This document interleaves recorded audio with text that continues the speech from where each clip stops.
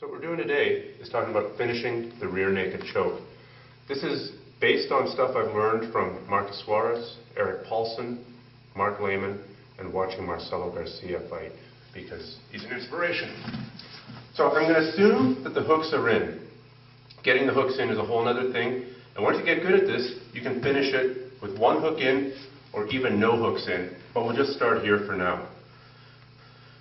You want to come under one arm and over the other arm. You can grip a number of ways. The way I most prefer now is gripping the arm that's coming over, we can call it the overhook, even though it's technically not an overhook, at the wrist. You don't want to do this. The reason you're gripping here is to protect your own wrist from him grabbing it. He can only grab high up on the forearm. If I grab here, he can grab right at my own wrist, and now it's really difficult to choke him. Another way I do sometimes is palm to palm with this palm down. That's because from here, it's a very quick movement up to the neck. If I'm here, then I've got to get past the top hand, I've got to get clear here, and I've got to flip, so it's an extra movement. So I'm either going palm to palm, or I'm going grabbing the wrist of the top hand.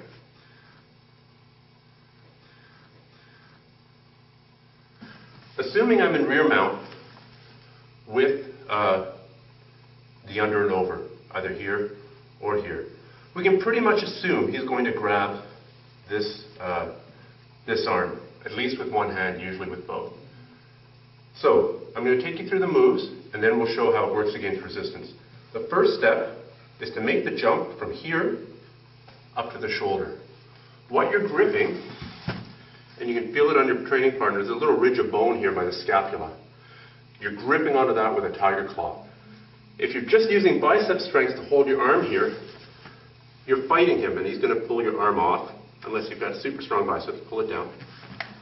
You're going to be fighting it all the time here. If I grip that little ridge, it just makes it that much harder for him to pull it down. So that's the first move. Here, tiger claw. Then I'm going to come out, and I'm going to clamp my hands together again.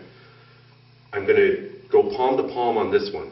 Even if he's grabbing and pulling forward, the way I stop him from making space is by dropping this arm here. If I'm here, he can pull my arm forward over the shoulder.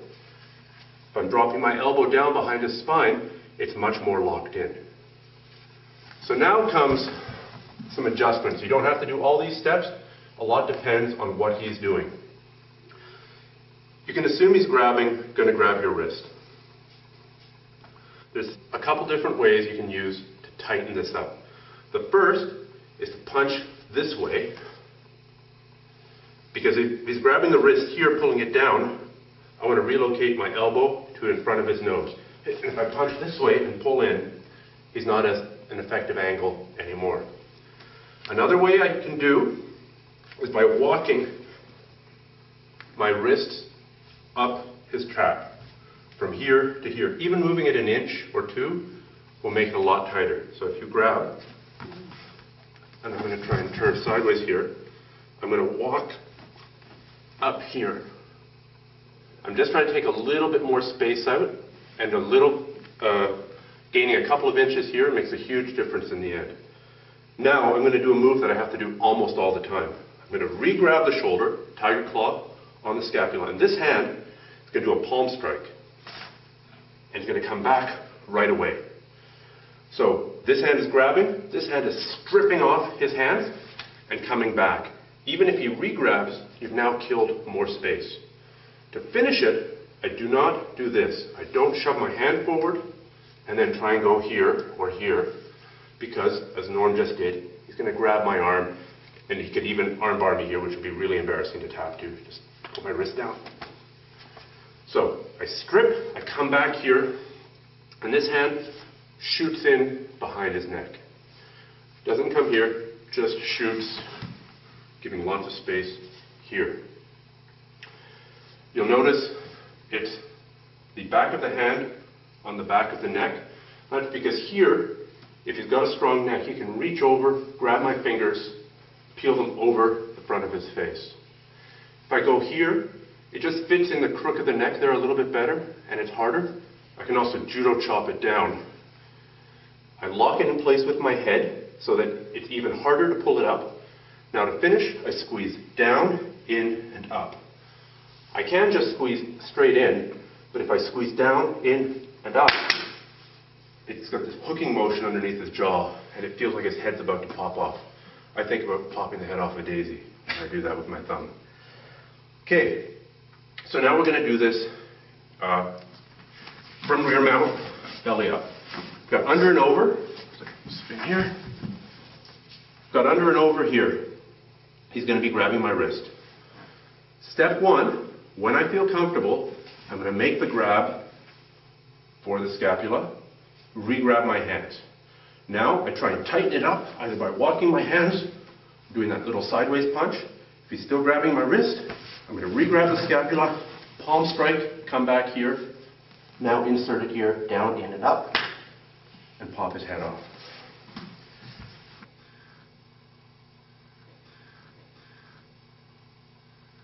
The topic of what to do with your legs, how to get them in the first place, and how to maintain them is a really big topic. We'll do that another day. But I just want to address one small aspect. If I'm coming over with my right arm and under with my left arm, generally speaking, I want to be on my right side. I want his head to be on the pillow of my arm. If we sit up and we fall to the other side, he can usually start to work his way out. He can put his head on the ground, his shoulders on the ground, and now his hips on the ground, and start turning towards me. And now it's a big scramble to see who gets up on top. So, I'm over with my right, I'm under with my left. I want to generally be on that side. Say we end up on this side. I've got two basic choices. One is to pull out and change my arms so that his head is on the pillow again. The other is to turn him onto the pillow side. So generally speaking, you're going to usually finish this on the side. It's just where people go normally. You want to fall to the overhook side so that his head's on the bicep, and it gives him it cuts out one of his very powerful escape options. So let's say I've got my right arm under, my left arm over, but we end up on this side, and I don't want to be here, but we are here. One thing I can do to prevent him from starting his escape of putting his head on the ground, his shoulder on the ground, his hips on the ground, is to stick my own head in here. If I'm stuck here until I can readjust the position or readjust my arms, I jam my own head in here, and that makes it impossible for him to put his head on the ground. Then I do go to the choke whenever I get the chance. But the head is really useful and really important in controlling the back position with the arm under, arm over. Once you get good at this under and over position, even if you only have one hook in, you can choke him. You can try and put this hook in. If he drops his hands to defend, bring your knee up and your hand. Perfect. And you see, I didn't do this. I managed to skip a couple of steps, but the hand motion is a direct fingers behind the neck. You can even, I find, with the under and over, if he strips my bottom leg off and we end up scrambling, I finish it quite often from here. And this looks kind of weird, but nobody expects to be choked from here. This is just a position that you learn to choke people in. It doesn't actually work. Well, it does. So from here, grab the trap here. He's not defending, directly in behind the neck. There are neck cranks and stuff to do from here, but I don't like them as much as the basic choke. And you can do all the steps. If he's grabbing the wrist, here, here.